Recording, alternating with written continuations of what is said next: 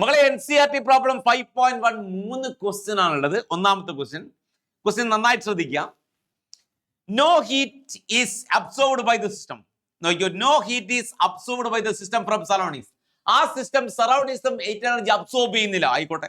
But work done is done on the system. ആ സിസ്റ്റത്തിന് മുകളിൽ വർക്ക് ചെയ്യാനും പറ്റുന്നുണ്ട്.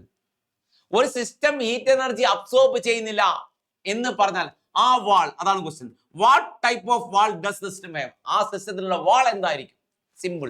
സിസ്റ്റം ഹീറ്റ് എനർജി അബ്സോർബ് ചെയ്യുന്നില്ല എന്ന് പറഞ്ഞാൽ സിസ്റ്റം ഹീറ്റ് എനർജി അബ്സോർബ് ചെയ്യാൻ പറ്റാത്ത വാളുകൾ അഡിയബാറ്റിക് വാളുകളായിരിക്കും. തെർമോഫ്ലാസ്കിന്റെ വാൾ വഴി എനർജി അബ്സോർബ് ചെയ്യാൻ പറ്റില്ല, എനർജി ലിബറേറ്റ് ചെയ്യാൻ പറ്റില്ല. It's an adiabatic wall. Okay, രണ്ടാമത്തെ ക്വസ്റ്റ്യൻ.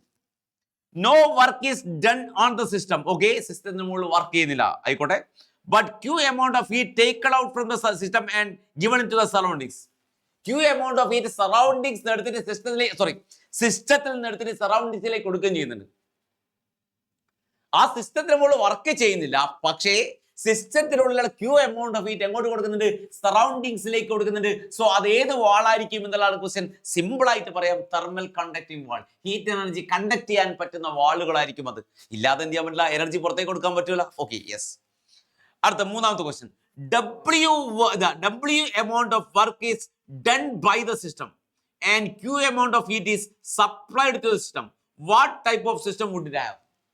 സിസ്റ്റത്തിലേക്ക് ഹീറ്റ് എനർജി കൊടുക്കാൻ പറ്റുന്നുണ്ട്, സിസ്റ്റത്തിന് വർക്ക് ചെയ്യാനും പറ്റുന്നുണ്ട്. So it is closed vessel. അതെന്തായിരിക്കും? ക്ലോസ്ഡ് സിസ്റ്റം ആയിരിക്കും. It's a closed system. Okay,